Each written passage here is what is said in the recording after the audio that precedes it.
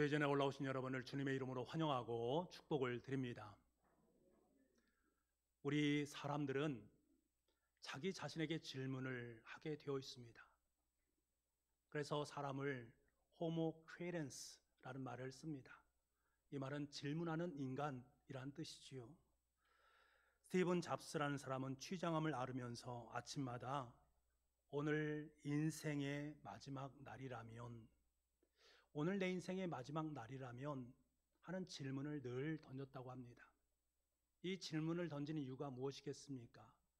오늘 내가 하루의 삶을 살아갈 때에 이 삶을 어떻게 하면 더 의미 있게 살아갈 것인가, 더욱더 치열하게 살아갈 것인가를 곰곰이 묵상하면서 살았다라는 것을 말하는 것입니다. 오늘이 인생의 마지막 날이라고 여긴다면 우리의 인생을 어찌 허투루 살아갈 수가 있겠는가? 자신에게 질문할 줄 아는 사람은 그 해답을 찾아가는 과정을 통해서 과거의 삶 속에서 내가 반성할 부분을 반성하고 그 반성된 것을 가지고 현재의 삶을 살아갈 것이며, 그리고 그것을 향해서 미래의 아름다운 소망으로 새로운 인생을 살아가게 됩니다. 여러분도 살아오면서 수없이 많은 질문을 하셨을 것입니다. 여러분, 어떤 질문을 하셨습니까? 그 질문 가운데서 정말 여러분의 인생을 바꾸어 놓는 그 질문이 과연 무엇입니까? 사람들 중에 자신에게 한 번쯤 진지하게 질문을 던진다면 그 질문의 끝은 반드시 예수 그리스도는 어떤 분이신가? 라는 질문으로 귀결될 수가 있습니다. 내가 진지하게 고민하면서 질문을 던진다면 그 마지막 질문은 예수 그리스도는 어떤 분이신가? 그 질문 앞에 설 수밖에 없습니다. 왜냐하면 인간 존재의 의미에 대한 가장 명확한 답이 그 안에 놓여 있기 때문입니다. 예수 그리스도는 어떤 분이신가? 나를 위해서 십자가에 못 박혀 돌아가시고 사흘 만에 다시금 부활하셔서 나를 구원하셨다라는 그 예수가 도대체 어떤 분이신가? 그 예수님과 나사의 관계는 과연 어떤 관계인가? 이 질문은 이미 구원받은 하나님의 백성뿐만 아니라 구원받지 못한 사람들에게도 치명적인 중요한 질문이 됩니다. 이에 대한 올바른 해답을 얻는다면 구원을 얻지 못한 사람들에게는 구원을 얻는 가장 유익한 지식을 얻는 것이고, 이미 구원 얻은 성들에게는 단지 구원에만 머물러 있는 것이 아니라 하늘나라의 놀라운 그 확장의 아름다운 그곳에 함께 동참해서 하나님의 놀라운 역사를 써내려가는 은혜의 자리에 설 수 있습니다. 지금 이 자리에 앉아있는 저와 여러분은 이미 이러한 질문을 하나님 앞에 드렸고 그 질문에 대한 해답을 이미 우리는 받았습니다. 우리는 그 사람들을 일컬어 그리스도인이란 말을 사용합니다. 다시 말하면 저와 여러분은 그리스도인입니다. 그렇다면 그리스도인들에게 있어서 하나님께 주신 최고의 선물은 과연 무엇일까? 우린 이미 하나님으로부터 많은 선물을 받았는데 그 중에 가장 아름답고 귀한 선물은 무엇인가? 여러분, 뭐라고 생각하십니까? 예수 그리스도께서 우리의 죄를 담당하시고 십자가에 돌아가셨다라는 그 사실이 믿어지는 것, 그것이 믿어지는 것, 이거보다 더 값지고 아름다운 선물은 없습니다. 지난 수요일에 교회에서 은퇴 장로님 가족과 함께 예배를 드렸습니다. 신방을 했습니다. 그때 장로님에게 주신 그 말씀이 저에겐 너무나 은혜가 되었습니다. 로마서 8장 32절 말씀인데요, 이 부분을 제가 세 번역으로 여러분께 읽어드리겠습니다. 자기 아들을 아끼지 않으시고 우리 모두를 위하여 내주신 분이 어찌 그 아들과 함께 모든 것을 우리에게 선물로 거저주지 않으시겠습니까? 제가 이 말씀을 읽을 때에 하나님께서 자기 아들을 아낌없이 우리의 삶 속에 주셨는데 그것이 우리에게 십자가였다라는 사실, 그 사실, 그리고 그 아들 예수 그리스도와 함께 우리의 삶 속의 모든 것들을 거저주지 않겠는가라는 이 사실이 저에게 너무나 구구절절히 다 믿어졌습니다. 그것이 믿어지니까요, 얼마나 은혜가 되는지 몰라요. 그렇구나, 예수님께서 나를 위해서 십자가에 돌아가셨구나. 그 예수님께서 내 인생 속에 모든 선물을 허락해 주셨구나. 너무나 그것이 구구절절히 믿어지는 거예요. 그러니까 장로님과 함께 신방하면서 얼마나 은혜가 되었는지 모르겠습니다. 제가 학생 시절에 신앙의 회의가 든 적이 있습니다. 그 회의가 든 이유는 다른 것이 아니었습니다. 예수님께서 나를 위해서 죽으셨다라는 이 사실이 믿어지지가 않는 거예요. 그것이 믿어지면 참 좋을 터인데 믿어지지가 않는 것입니다. 여러 사람에게 질문을 하지 않았겠습니까? 그 당시에 제 질문, 이미 회의를 품고 한 질문이기 때문에 다른 사람의 말들이 귀에 잘 들어오지 않습니다. 그러니까 속 시원한 답을 듣기가 어려웠던 것이지요.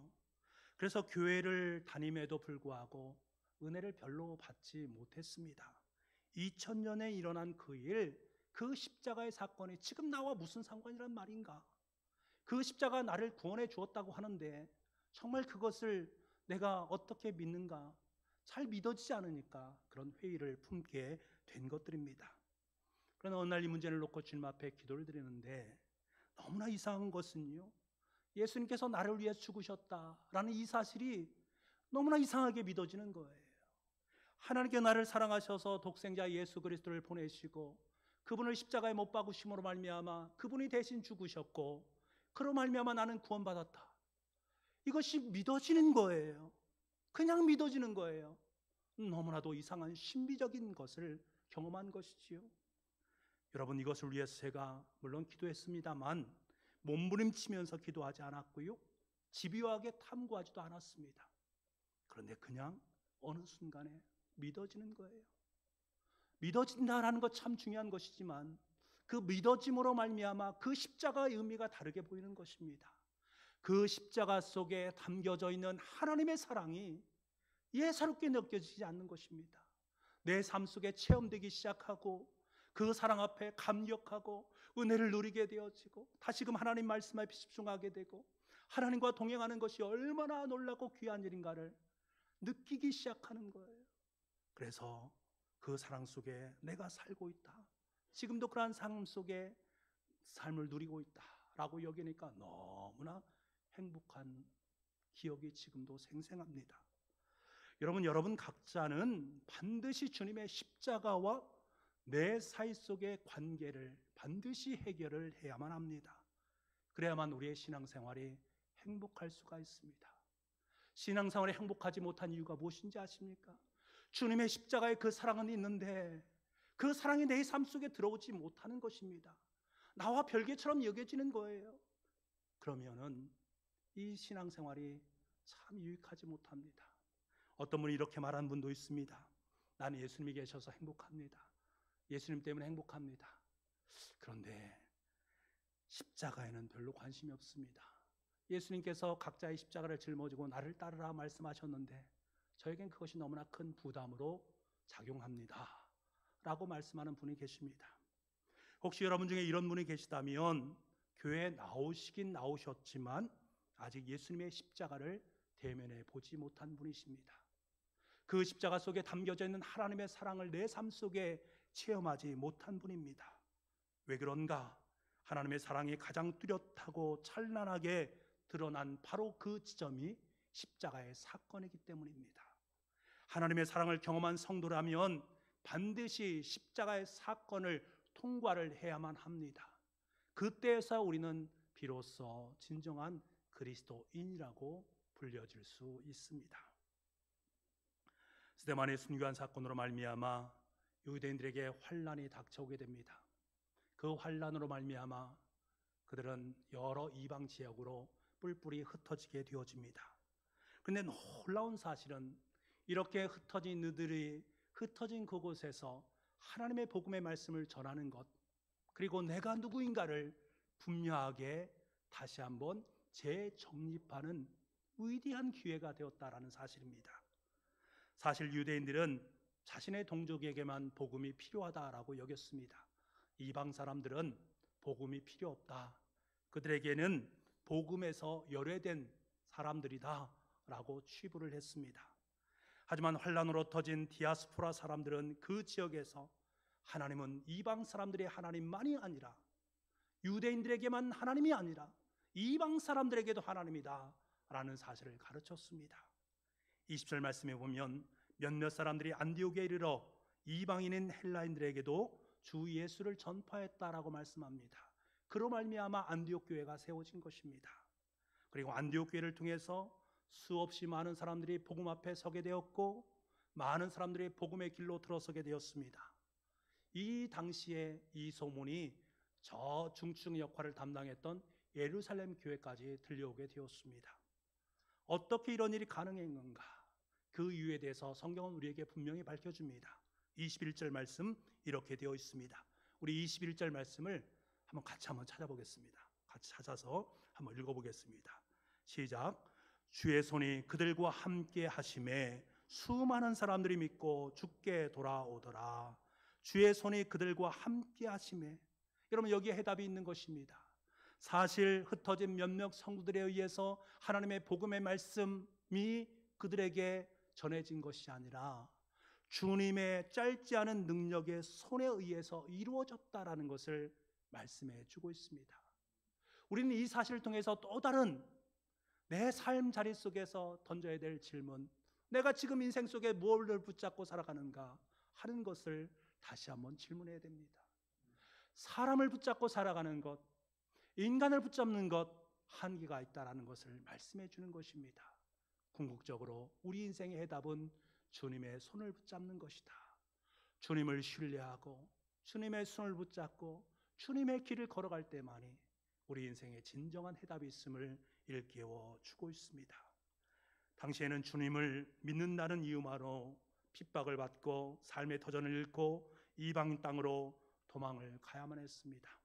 하지만 그 상황 속에서도 주님을 여전히 온전히 신뢰하고 주님의 손에 붙들린 바 되어졌을 때 주님께서는 그들을 통해서 하나님의 위대한 역사를 써내려가시는 안디옥 교회를 세우셨다라는 이 사실을 분명히 기억을 해야 됩니다. 바나바가 예루살렘으로부터 파송을 받아서 안디옥 교회에 왔을 때 그는 깜짝 놀랐습니다. 안디옥 교회 성도들이 주님의 손에 붙들린 바 되어서 기쁨이 가득 찬 그들의 모습을 바라보면서 너무나 큰 감격을 속된 말로 먹게 됩니다. 그래서 23절 말씀에 보니까 하나님의 은혜를 보고 기뻐했다라고 말합니다. 그것이 얼마나 큰 은혜로 다가왔는지 그 은혜를 보면서 너무나 큰 기쁨 가운데 놓여있는 우리 바나바의 고백입니다. 그 위에 바나바와 함께 안디옥 교회는 더욱더 1년 동안 열심히 하나님의 말씀을 함께 읽고 그 말씀을 실천하며 살았습니다. 하나님의 사랑과 이웃사랑에 최선을 다했습니다. 그랬더니 그 주위에는 수없이 많은 사람들이 그들에게 칭찬을 쏟아내기 시작합니다. 이에 대해서 26절 후반절에는 이렇게 증언하고 있는데요, 제가 읽어드리겠습니다. 제자들이 안디옥에서 비로소 그리스도인이라 일컬음을 받게 되었더라. 아멘. 그리스도인이라고 불리게 되었다라는 말입니다. 그럼 너무나 중요한 것은 바로 이 그리스도인이란 말입니다. 그리스도인이란 말은 그리스도라는 말에서 나온 것 아니겠습니까? 그리스도, 크리스토스, 헬라어는 크리스토스, 그리스도, 히브리어는 메시아라는 말입니다. 기름 부음 받은 자라는 뜻입니다. 다시 말하면 그리스도와 메시아와 기름 부음 받은 자는 똑같은 의미로 사용되고 있음을 알게 됩니다. 기름 붓는다라는 것은 구약시대에 선지자, 제사장, 왕을 맡은 사람들에게 행했던 예식이었습니다. 기름이란 의미는 하나님의 영을 의미합니다. 하나님의 영이 그들 가운데 내려옴으로 말미암아 너는 선지자다, 너는 제사장이다, 너는 왕이다 라고 선택을 받게 되었다라는 의미가 그 속에 있는 것입니다. 그렇기 때문에 우리가 예수님을 그리스도다라고 칭한다라는 그 의미 속에는 이런 의미들이 담겨 있습니다. 예수님은 하나님의 말씀을 대언하는 대언자, 곧 선지자이십니다. 하나님과 우리를 화목하게 하시고 용서하시고 화평케 하시는 제사장이십니다. 그분이 하나님의 통치를 통해서 우리를 통치하시는 진정한 왕이 되십니다 라는 의미가 예수님을 그리스도라 부를 때 그 속에 담겨져 있는 의미입니다. 그렇다면 우리가 나는 그리스도인입니다 라고 고백하는 그 고백 속에는 어떤 의미가 담겨져 있는 것입니까? 나는 예수님께서 전해주신, 선지자로서 전해주신 그 말씀을 나는 믿습니다. 그 말씀을 나는 순종합니다. 그 말씀을 따라 내 목숨을 다해서 살겠습니다. 그리고 나는 예수님께서 나의 모든 죄를 용서해 주시고 구원해 주셨다라는 사실을 확인하게 믿습니다. 그리고 주님께서 내 인생의 왕이 되셔서 내 인생을 인도하시는, 그래서 나는 왕의 백성으로 살아가는 존재입니다. 이것을 확연하게 믿는다라는 의미가 그리스도인이란 의미 속에 담겨져 있습니다. 다시 말하면 그리스도인은 그리스도에게 속한 존재임을 깨닫고 그 속에서 점점 예수 그리스도를 닮아가는 사람들이란 의미입니다. 다시 말하면 작은 예수라는 말입니다. 여러분, 안디옥 교회는 그리스도인이라는 별명, 그리스도를 닮은 사람들이라는 평가를 받았습니다. 그 세속적인 도시에 사는 사람들이 믿는 사람들에게 너희는 작은 예수다 라고 그들을 불렀다라는 이 사실이 얼마나 큰 영광이요, 얼마나 큰 기쁨입니까? 그렇다면 어떻게 이들이 그리스도인이라는 별명을 받게 되었을까? 그 가장 중요한 그 원인은 그들이 그리스도를 위해서 고난을 받았기 때문입니다. 19절 말씀을 보면 그리스도인들이 환난을 받는 모습을 보게 됩니다. 이 환난은 주님을 믿기 때문에 받는 환난이었습니다. 그들이 이 고난을 피해서 이방 땅으로 이동하게 됩니다. 이동한 그곳에서 안디옥 교회를 세우게 됩니다. 계속해서 주님의 복음을 전하게 됩니다. 근데 무엇보다 중요한 것은 이들이 뿔뿔이 흩어진 그 상황, 고난의 상황 속에 있으면서도, 그곳에 정착을 했으면서도 그에게 가장 중요한 것은 주님의 귀한 복음을 전하는 것이었습니다. 여러분, 인간은 고난을 당하면 어떻게 합니까? 그 고난의 원인을 찾습니다. 그리고 그것을 해결하려고 노력을 합니다. 아니면 그 고난의 원인으로부터 도피를 하려고 합니다. 이들은 그리스도 예수님으로 말미암아 모진 고난을 받았습니다. 그래서 그 고난을 피해서 그 땅을 떠났습니다. 이방 땅으로 갔습니다. 그렇다면 그 고난의 원인이었던 예수 그리스도를 버려야 되지 않겠습니까? 그런데 그들은 그렇게 하지 않았습니다. 도리어 고난의 원인 되시는 주 예수 그리스도를 더욱더 붙잡았고 그 고난의 원인 되시는 그분과 함께 고난을 다 감수했습니다. 그것을 너무나 기쁨으로 감격으로 받아들였습니다. 왜 그렇습니까? 그 고난의 원인 되시는 주 예수 그리스도는 길이요 진리요 생명이심을 알았기 때문입니다. 고난 때문에, 그분이 고난인데, 그분이 고난의 원인인데, 그것이 내 생명을 살리는 것이요, 그것이 내 삶 속에 충분한 믿음의 이유가 된다는 사실을 알았기 때문입니다. 그래서 여러분, 우린 예수 그리스도 때문에 고난을 당하는 존재가 되어야 합니다. 주님을 사랑하기 위해서, 교회를 위해서, 믿음의 성도를 위해서 고난을 받아야만 합니다. 그럴 때 진정으로 우리는 예수 그리스도의 사랑을 경험할 수가 있습니다.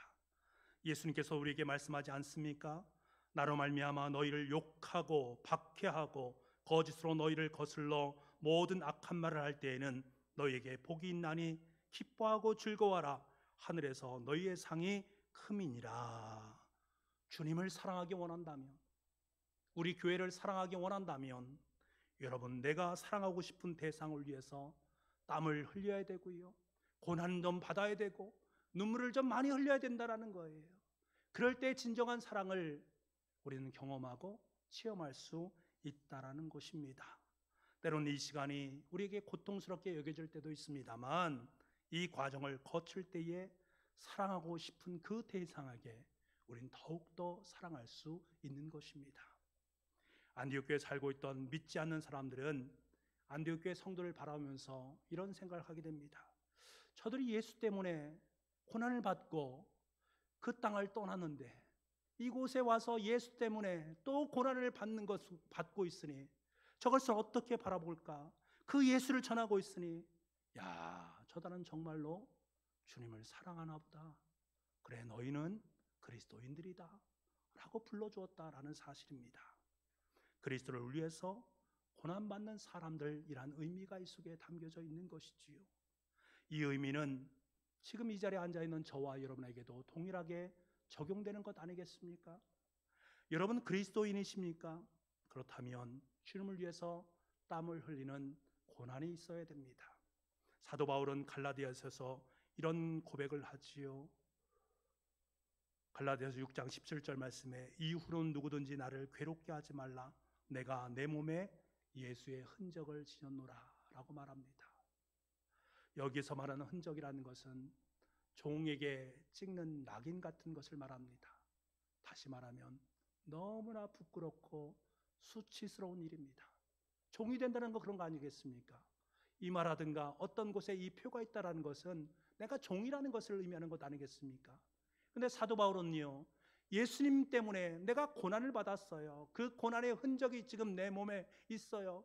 그것은 종이라는 표시예요. 너무나 부끄러운 일인데 그는 전혀 부끄러워하지 않습니다. 도리어 나는 주님의 종입니다. 이것을 나는 감사합니다. 다른 사람에게 그 주님의 종됨을 자랑하는 모습을 우리가 보게 됩니다. 이 시간 저와 여러분에게도 이런 주님을 위한 아름다운 고난의 흔적이 있기를 간절히 소망합니다. 여러분의 삶의 자리 속에 고난에 대한 흔적이 아로새겨질 수 있기를 원합니다. 오늘은 사순절 첫 번째 주일입니다. 사순절 절기는 예수님의 십자가를 묵상하고 예수님의 십자가를 따라 행진하는 기간입니다. 그 행진을 통해서 저와 여러분은 우리의 몸에 예수님의 흔적을 새기게 됩니다. 주님의 종이 되어서 주님께서 십자가를 짊어지고 가셨듯이 우리도 주님의 십자가를 짊어지는 삶을 살겠다라고 고백하고 살아가는 그 현장 속에 여러분의 인생 속에 고난의 흔적을 남겨주실 것입니다. 그러면 어떻게 고난을 받아야 되는가? 참 중요한 문제 아니겠습니까? 사도 바울은 이에 대해서 내가 내 몸을 쳐 복종시킨다라는 말을 사용하고 있습니다. 바울은 이 말을 권투 선수에 비유하는데요, 권투 선수가 허공에 펀치를 날리는 사람이 없습니다. 분명한 목표점을 가지고 펀치를 날리게 되어 있습니다. 그리스도인들은 마찬가지라는 것입니다. 목표가 분명한 성도는 그 목표를 향해서 펀치를 날릴 수 있는 그 목표점이 분명해야 된다. 그런데 그 목표를 향해서 나아갈 때에 때로는 방해되는 것들이 내 삶 속에 많이 있다라는 거예요. 그것을 떼어낼 수 있어야 됩니다. 이를 위해서 힘든 절제와 훈련을 받게 되는 것이지요. 사순절은요, 우리에게 분명한 목표점을 말씀해 줍니다. 그 목표는 십자가입니다. 그 십자가를 향해서 내 목표로 삼은 그 십자가를 향해서 달려가는 것입니다. 달려갈 때 사단은 그것에 달려가지 못하도록 계속적으로 우리를 방해를 합니다. 우리는 그것을 떼어내는 작업을 해야 됩니다. 내 육신의 욕구들을 제어하고 다시금 절제할 수 있는, 그래서 주님을 목표로 주님을 위해서 살아갈 수 있는, 그래서 주님의 십자가를 짊어질 수 있는 우리로 만들어가야 되는 것이지요. 이를 위해서 우리는 시간을 떼어서 기도해야 됩니다. 물질을 떼어서 어려운 사람들을 도울 수 있어야 됩니다. 자신의 만족과 유익을 위해 쫓았던 그 시간을 떼어서 남의 유익을 위해서 선용할 수 있어야 됩니다. 미디어 시청을 통해서 자신을 행복하게 만들었던 그 시간들을 좀 떼어내어서 주님의 말씀을 읽고 주님의 말씀 안에서 행복감을 느낄 수 있어야 됩니다. 자신의 시간을 떼어낸다라는 것은 고통을 수반할 수밖에 없는 것이지요. 요즘 많은 분들이 유튜브 시청을 하는 모습을 봅니다. 저도 유튜브를 시청을 하곤 합니다. 얼마나 좋은 컨텐츠들이 많이 있는지 모르겠습니다. 참 보면은 재미가 있어요. 시간 가는 줄 모르고 봅니다. 그리고 요즘에 많은 사람들, 저도 그렇습니다만 건강에 얼마나 많은 관심을 갖습니까? 건강을 위해서 좋은 비타민도 좀 먹고 또 운동도 열심히 하는 것 우리의 모습 아니겠습니까? 그런데 한번 생각해 보면 내가 과연 유튜브를 시청하는 그 시간만큼, 내 건강을 위해서 생각하는 그 시간만큼 내 몸을 쳐서 복종시킴으로 말미암아 하나님의 영광을 드러내는 그 시간은 과연 얼마만큼 있는가? 하루에 24시간 중에 정말로 하나님의 나라를 위해서 내가 선용하는 그 시간이 과연 얼마만큼 있는가? 10분이라도 되는가? 단 1분이라도 되는가? 내 자신 앞에 질문을 던질 수밖에 없는 것들이지요. 우리가 한번 깊이 있게 생각해 볼 문제입니다. 요즘 청년부에서 밤 10시에 인스타그램에 함께 접속해서 하나님의 말씀을 읽고 함께 묵상하는 것을 제가 봅니다. 얼마나 큰 은혜가 되는지 모르겠습니다. 어른들은 그런 말을 할 수 있지요. 청년들이 10시에 그렇게 할 수 있습니다. 물론 할 수 있습니다만 우리는 잘 압니다. 청년들이 이 시간을 쪼갠다라는 것은 결코 쉽지 않은 일입니다. 그 시간을 쪼개서 주님을 위해서 헌신한다? 저는 이것이 위대한 고통이다 라고 여깁니다. 위대한 고통처럼 여기는 그 시간 떼어서 하나님 앞에 드렸더니 저는 확신합니다. 하나님께서 이들의 모습을 반드시 기억하신다. 그리고 이들의 삶의 자리 속에 하나님의 아름다운 고난의 흔적을 남겨놓으실 것이고, 그것으로 인해서 우리 청년들은 더욱더 하나님 보시기에 아름답고 귀한 자녀로 세워지게 될 줄 믿습니다. 그래서 우리 교회에서는 내일부터 시작해서 3311 캠페인을 벌이게 됩니다. 하루에 3차례씩 걸쳐서 시간을 떼어서 하나님께 드리는 거지요. 기도하는 시간을 갖는 것입니다. 자기 자신을 위해서, 가족을 위해서, 우리 교회를 위해서, 이 나라의 민족을 위해서 우리는 오전 9시에, 오후 3시에, 저녁 9시에 약 10분 정도를 하나님 앞에 기도할 것입니다. 우리가 이렇게 행하는 것은 기도하지 않기 때문이 아닙니다. 기도하는 법을 모르기 때문도 아닙니다. 여러분에게 바쁜 시간을 빼앗고자 하는 것도 아니고요, 여러분의 일을 방해하고자 하는 마음 추구도 없습니다. 이 시간에 우리 모든 교우들이 함께 합심해서 주님을 생각하고 주님의 말씀을 묵상하고 주님을 바라보고 주님께 간구하자라는 의미입니다. 이를 통해서 하루라는 내 인생의 중심을 하나님께 고정시키면서 나에게 주어진 모든 시간들이 바로 하나님의 것이었구나라는 사실을 인정하고 고백하는 시간을 갖고자 하는 것입니다. 그래서 책자를 만들어서 오늘 여러분에게 하나씩 드렸습니다. 이것이 바로 그것입니다. 여러분, 이것을 단순히 사순절 기간만 하는 것이 아니라 1년 내내 계속 진행을 할 것입니다. 아마 여러분이 이 시간을 지켜서 기도하는 것 결코 쉽지 않을 거예요. 사단은 여러분을 분명하게 방해를 할 것입니다. 그 시간을 지키지 못하도록 말입니다.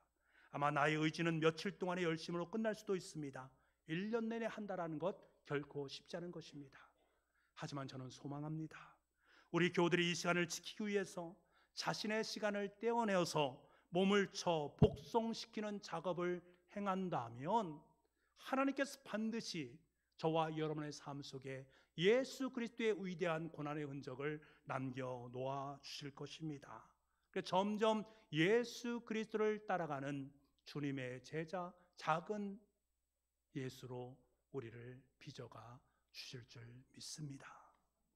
그리고 하루에 하나님의 말씀을 3장을 함께 읽고 하나님께서 주신 하루의 삶을 정리하면서 오늘 나에게 너무나 감사했던 그 감사의 내용을 하나씩 적게 됩니다.